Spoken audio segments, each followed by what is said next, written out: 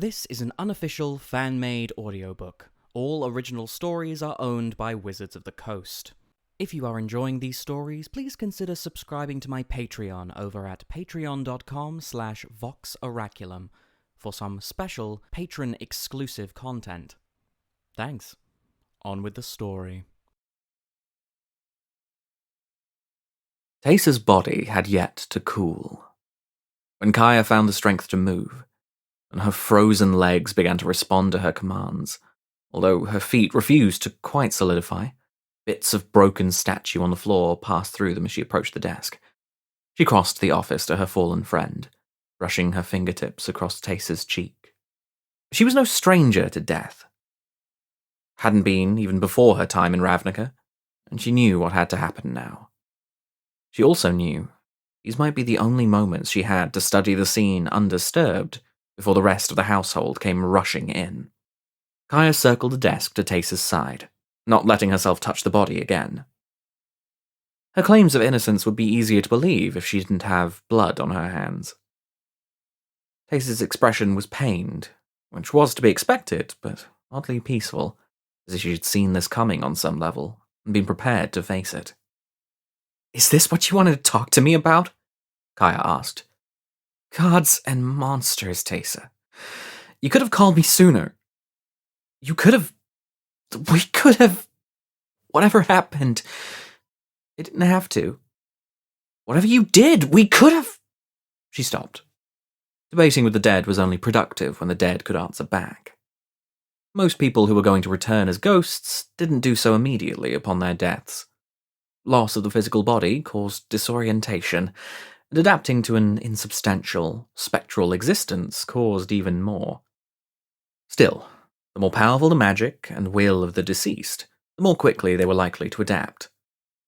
Grappling with the idea of a Ravnica that didn't contain Teysa troubled Kaya. She wasn't a spirit medium, not really. Her magic followed other channels, but she had been an Orzhov oligarch, and their dead recognized her authority, at least to the degree of being willing to speak with her. She straightened, reluctantly pulling herself away from the shell of her friend. "Teysa Karlov, I would speak with you," she said, forcing her voice not to tremble. Teysa's ghost did not do her the courtesy of appearing. Instead, a thinly sketched female figure drifted through one of the walls, dressed in the simple attire of an Orzhov servant, clearly having been permitted passage by the house wards. She moved toward Kaya, hands folded demurely in front of herself.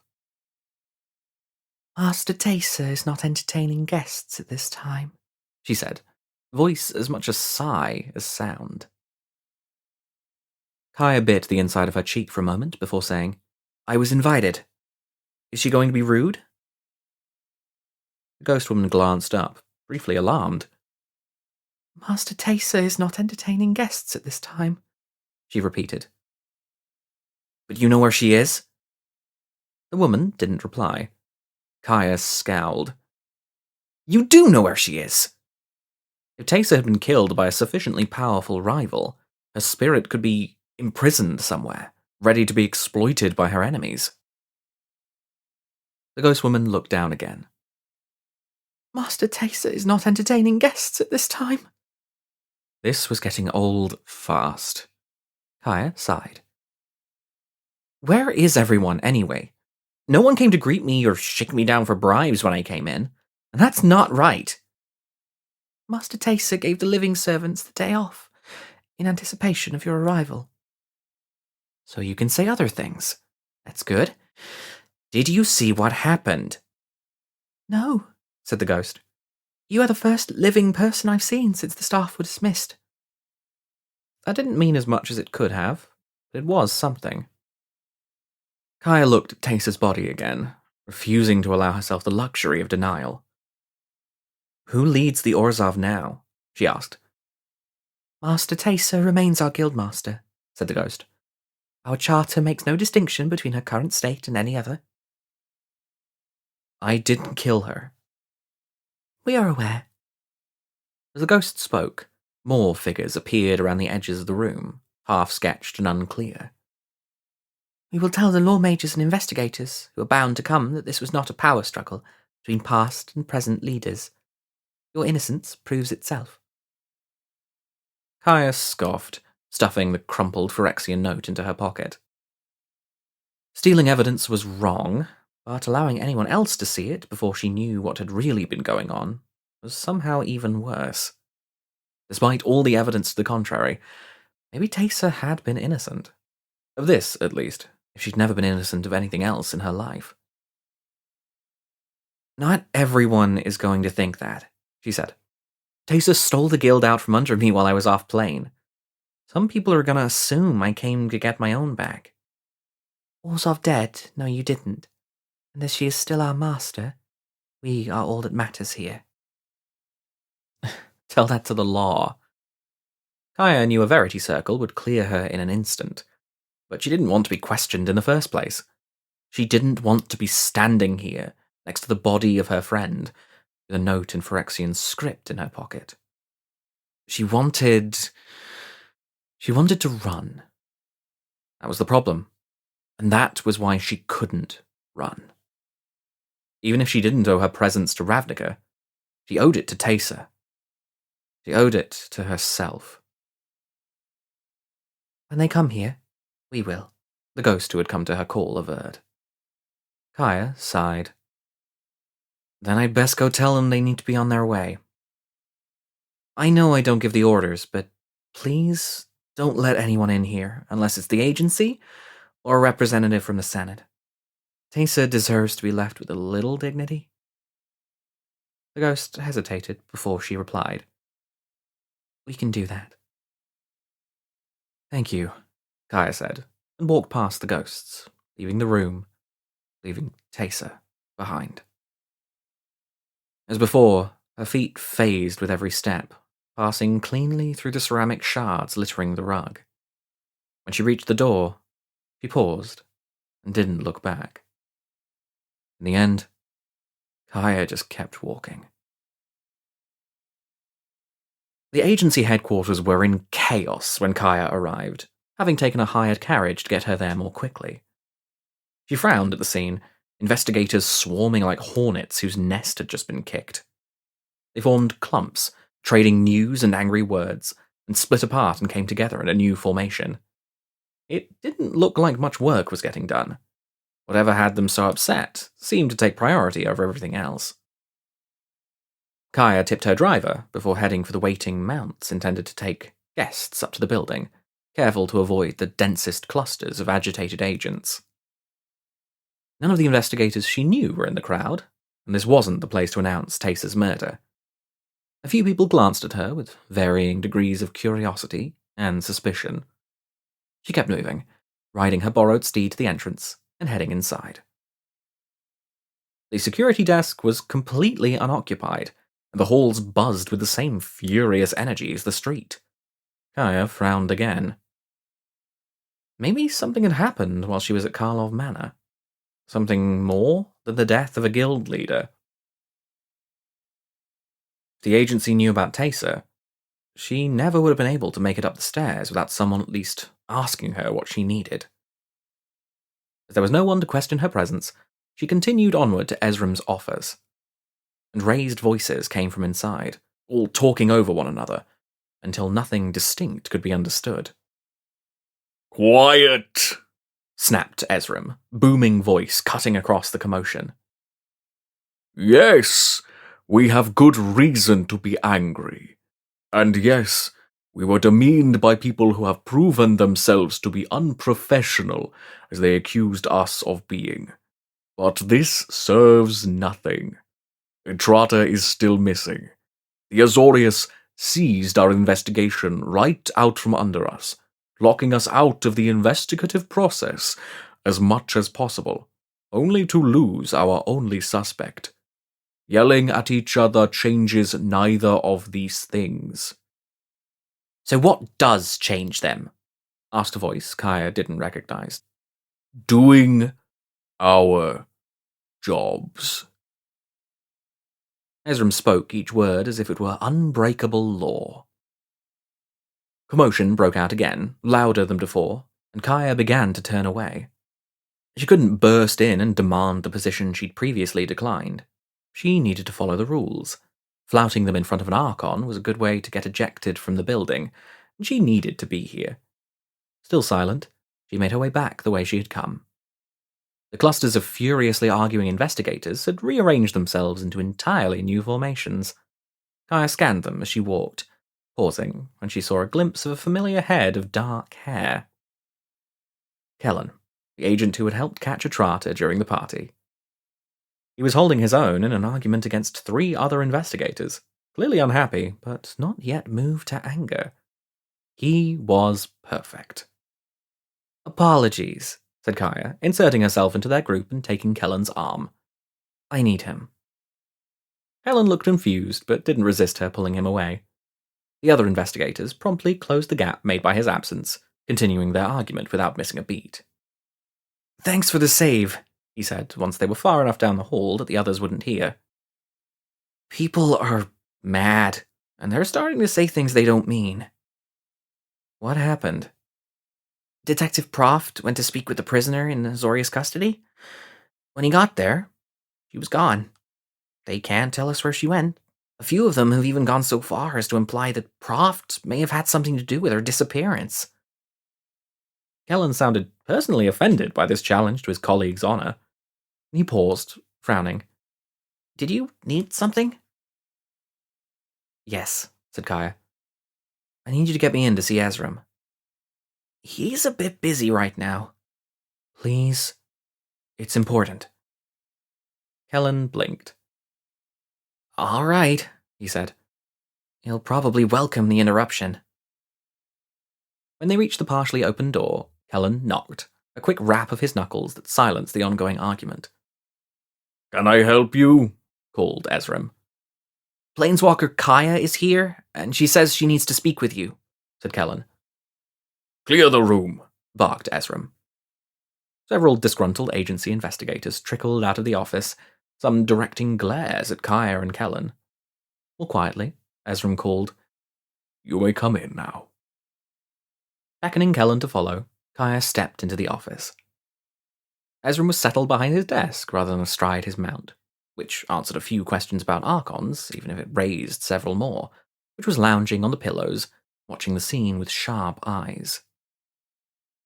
The office was otherwise in reasonable condition, with only a few out-of-place papers to indicate anything had happened. "Close the door," said Ezram. Kellen did as asked, while Kaya stepped forward to face Ezram. "I changed my mind," she said. "I would like to take point on this investigation."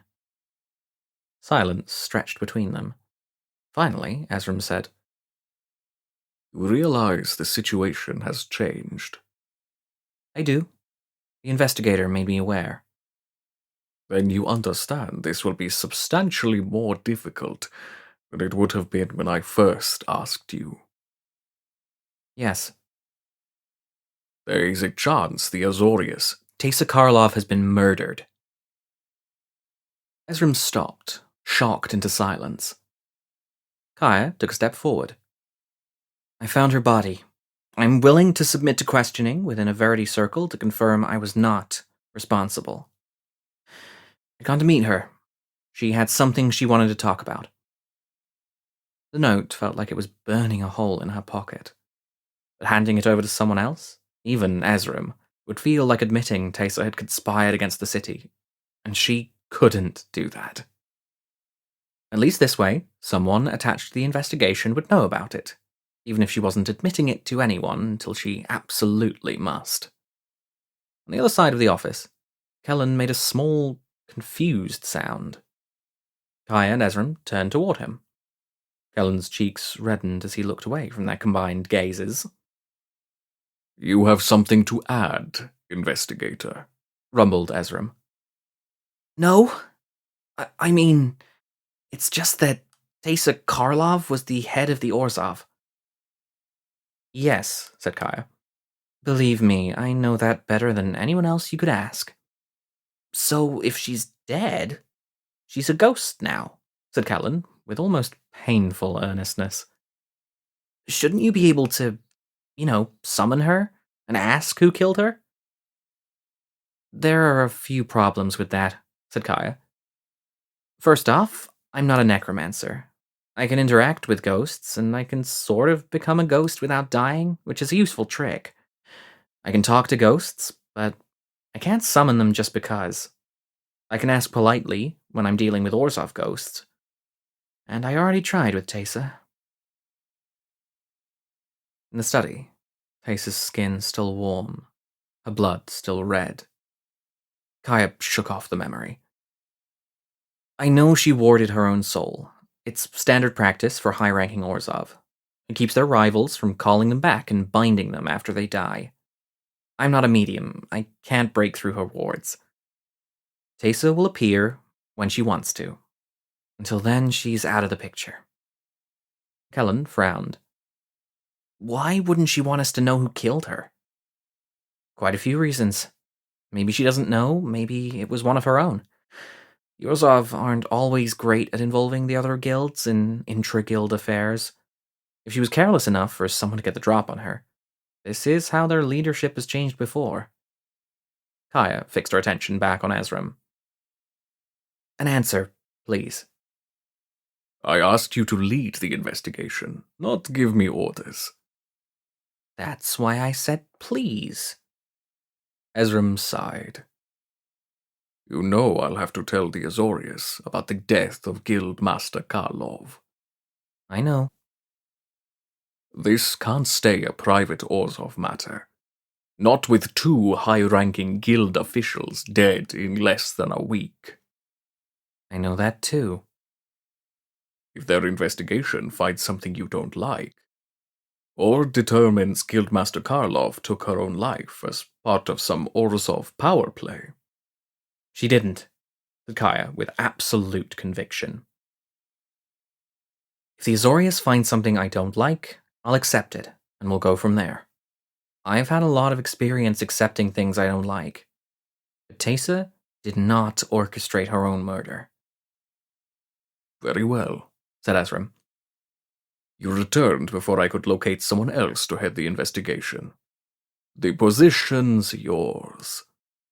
Your first task is to speak with the only other member of guild leadership known to have been at the party who has yet to check in with us. Judith of the Rakdos.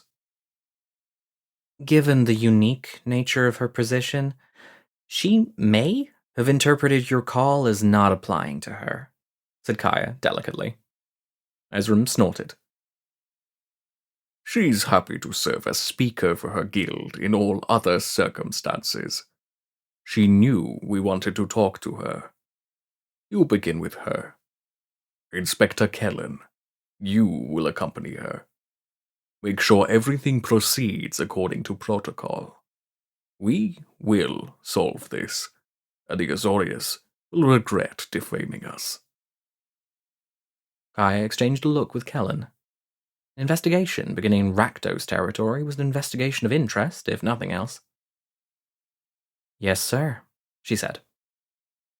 I guess we're partners now, said Kellen as he walked Kaya back toward the door, sounding entirely too happy about the idea. She frowned at him. He shrugged. This is big. It's big and it's interesting, and I joined the agency because I like interesting things. I thought it was because you wanted to learn more about your father. He's an interesting thing. Kellen smiled lopsidedly. When you and Detective Proft caught that assassin, it was the most interesting thing I've seen all week. It was the most interesting thing I'd seen in weeks. Murder isn't interesting. It's tragic and sad. But a foot chase through a crowded party? That's fascinating. I'm just glad I could help. Kaya gave him a sidelong look, fighting the urge to answer his smile with one of her own. There was something about him that lifted her spirits, something untroubled and untainted by the terrible events of last year. It was easy to take him at face value. That was something she didn't encounter nearly often enough. It was soothing. The commotion in the halls was still going, and Kellen skirted a path round the edges of the building to avoid the worst of it, taking them past a large room with shimmering sheets of static force instead of walls. each loaded with its own assortment of containment capsules. Kellen saw her looking. "This is where we put the evidence relating to ongoing investigations," he said. "If the case is solved, the evidence gets processed, neutralized when necessary, and removed from our care. Until that happens, we keep it here, where it can't hurt anyone." Kaya blinked. What's keeping people from just walking in and taking it? "Anyone breaching the walls will trigger an alarm, and the walls will turn solid to trap them inside," said Kellen. "No one who tried it would be able to get out of the vault. Even someone with your abilities would find themselves stuck with an entire building full of angry agents between them and the exit." "You mean the phasing, yes?" "Of course. Because I doubt that thing will stop a planeswalker from leaving Ravnica entirely." Kellen shrugged. "If we start to think in terms of needing to stop planeswalkers, there's no security left on the plane," he said. "Ravnica learned that when the invasion came." Kaya winced at his tone. "I'm sure it's not a real concern. I was just curious, I'm sorry." It's nothing," he said, shaking off his momentary unhappiness as if it never happened. He indicated one of the containment capsules. "That's the main reason I'd worry right now. That's where we're containing the Gruul god we detained until we finish wrapping up the case and can prove to the Boros it's not going to rampage again. If that broke open inside the building, well..." He whistled long and low. "It wouldn't be pretty." "No, I wouldn't think so," said Kaya. And she paused, a frown crossing her face. Kellen looked at her curiously. "What is it?"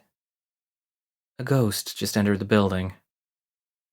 Kellen's eyes widened. "Is it Guildmaster Karlov?" "No, I don't think so.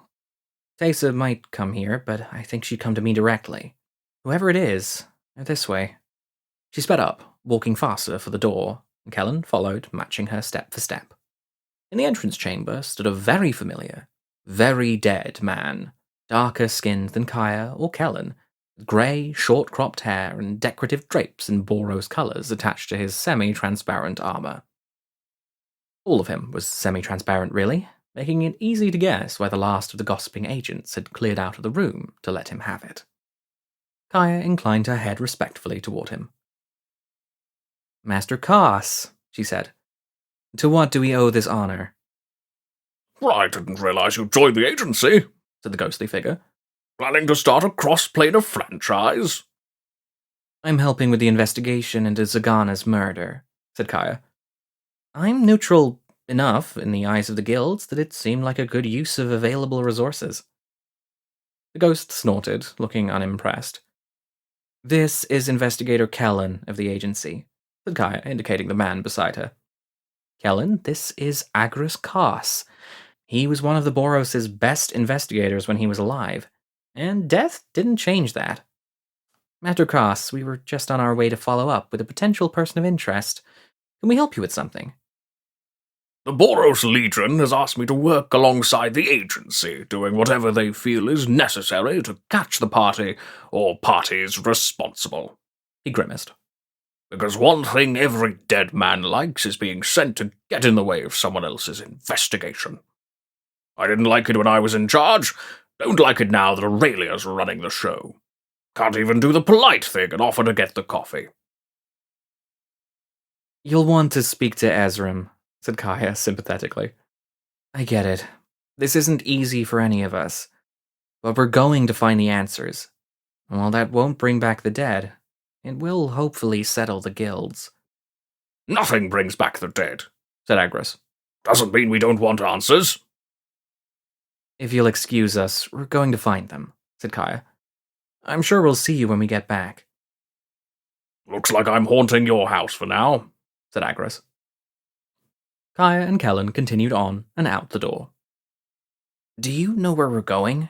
asked Kellen as they descended the stairs. Kaya glanced around to make sure no one not wearing the agency shield was in earshot, and said, very quietly, "If we're going to speak with Judith, we need to head for Hellbender. Apparently that's where all the cool people are spending their evenings right now. Judith has never been anywhere but the center of the celebration, if she had any choice in the matter. How are we going to get there? Carriage. Kaya stepped up to the street and raised her hand, flagging the first unoccupied hackney with dromads to come trotting down the way. Kellen looked nervous as he followed her into the vehicle. She smiled at him, trying not to feel like she was betraying Teysa by going to a nightclub when her friend was yet unburied. Come on, kid, she said. Let's crack this case. The carriage let them out in front of a grandiose structure in Plaza West, too big for its neighbors and crowding them out through presence alone. A lanky teen in red and black lounged on the rail beside the scalloped marble steps. A toothpick bounced between his lips as he chewed on the end. He pulled it free at their approach, twirling it between his fingers before flicking it toward the street. Sneering, he focused on Kaya. Pretty Orzhov lady, you have no business here, he said. Oh, you think I'm pretty? She half simpered. Kellen, who hadn't known her long, but had known her long enough to realize how out of character this was, shot her an alarmed look. His alarm only grew when she took 2 long steps closer to the Rakdos boy, producing a knife from inside her tunic. Its edges spat purple light as she grabbed the back of the boy's shirt and yanked him toward her. Kaya's look of delight faded into one of cold efficiency. That's not going to work, she said. Calling you pretty doesn't work? Asked Kellen. That's not what I meant. She nodded toward her hip. Kellen looked closer. The Rakdos boy had a knife of his own, one that was currently buried in Kaya's faintly purple-tinted stomach. Can't stab what's not solid, she said.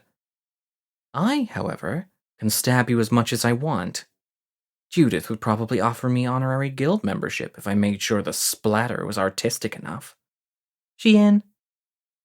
The boy's eyes widened. She is, he said.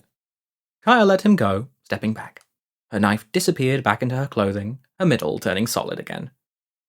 The boy tucked his own knife away, looking at her with a wary unhappiness that seemed to mask a degree of surprised amazement. You didn't have to threaten me, he said. I'd have let you in if you just paid the cover charge. Yeah, but like you said, I'm a pretty Orzhov lady. I don't pay anyone outside the guild if I don't have to, said Kaya. It was too early for a crowd to have gathered inside Hellbender. A glance was enough to tell them that the place, while run down enough to come across as seedy, was dazzling at night, its high ceiling strewn with hanging glass spheres that would refract and split light once the candles were set to flame. Most of them were clear, others were red, or a purple so dark it would be almost like they were throwing black light across the gathered crowd. The dance floor, now splintered in the daylight, coming through the narrow windows, was wide and level enough that it was doubtless very popular with the kind of people who just wanted to cram themselves in until they could barely move, drink, and dance before the sunrise stopped them. Kaya had never been one of those people, even when she was younger and less jaded by the multiverse. Sometimes she envied them a little. What must it be like to be able to forget the world outside of your immediate needs? To have no responsibilities or obligations. The Rakdos traded in violence and in joy. Maybe they had the right idea. A vast bar took up one entire wall. There was no one there, but bottles gleamed dimly through the shadows, inviting their approach. Kellen, who was sticking close to Kaya, swallowed hard. I don't think anyone's here, he said. Oh, she's here, said Kaya, crossing her arms. This is Judith. She's just waiting to make an entrance. There was a small curved stage at the far end of the room, and warm, deeply amused laughter echoed from the shadows behind the half-drawn curtain. Kaya walked toward it, Kellen beside her, and stopped about 6 feet away, waiting patiently for the laughter to stop. It finally tapered off, and Judith herself stepped around the curtain to center stage. As always, she was dressed in red, skin-tight leather and flowing velvet draperies, making her as striking as a moving piece of scenery. Teysa had enjoyed investing in her home and in little luxuries like the moving topiaries. Judith had never felt the need to invest in anything other than herself. "We're not open yet," she said, crossing her arms in obvious mockery of Kaya, a smirk on her perfectly shaped, perfectly red lips. "How did you get in here?" "Hello, Judith," said Kaya. "We didn't get much of a chance to talk at the party. I was surprised to see that Teysa sent you an invitation. I would have expected her to show more discretion in her guest list." "Well, you know Teysa." Judith waved her hand carelessly. "Always aware of the angles. A little spectacle is... what's that word your people like to use so proudly? Profitable. Yes, a little spectacle is a lot of money, as long as it's on your side. Upset the people who call the scene changes, and..." She made a small tisk sound. "You can find yourselves literally, as well as creatively bankrupt." "Not everything is about money." Judith let her hands fall theatrically to her sides and stared at Kaya. "Now I know a former Orzhov guildmaster didn't say that. Just like I know you didn't come here because we'd failed to catch up properly at Teysa's little attempt at a party. Why are you here?" "Ezram sent us," blurted Kellen. Kaya shot him a sharp look. He ducked his head. "Sorry," he mumbled. I didn't know what else to say." Kaya swallowed a sigh. According to Kellen, Oko was Fae, making Kellen half fairy. Lies would be difficult for him, if they were possible at all. Or maybe it was just his relentless do-gooder thing. That made working for the agency a fascinating career choice for him. He must have known how to talk his way around an answer, when not put on the spot by someone as artfully intimidating as Judith, who had honed the power of her presence to a razored edge. "Ah," said Judith. "This is about my little disagreement with Teysa, then?" "Yes," said Kaya, before Kellen could say anything. Disagreement? That was the first she was hearing of it. "I hardly think an argument over interest rates gives me cause to murder a Simic guildmaster," said Judith. "Besides, don't you have your killer?" Neither of them answered. Judith studied Kellen's face before bursting into laughter. "The high and mighty Azorius lost her," she said, utterly delighted. "Oh, this is too good. But no, I didn't kill anyone. I submitted to their little verity game before I left the party. For once in my life, I can honestly say I didn't do anything wrong." "No one said you did," said Kaya. "But you're here, which means someone thinks I did. You're missing pieces. There's more to this story than you know." "What's that supposed to mean?" Judith's lips stretched into a long, thin smile. She waited to reply, clearly savoring the suspense. "You may have your killer in a trotter. That doesn't mean you're done. Go to V2 Ghazi. You need to read the Guild Pact in its original form. The tree shelters it. That will clarify things, I think." "Why?" began Kaya. Judith raised a hand. "No, that's quite enough. You can go now. I've seen you." Recognizing a dismissal, Kaya turned away, Kellen following as she made it for the door. She paused before exiting, looking back over her shoulder. Judith was still at center stage, watching them go. For some reason, she looked smug, like everything was following her script once again. Kaya and Kellen slipped out into the fading light of day.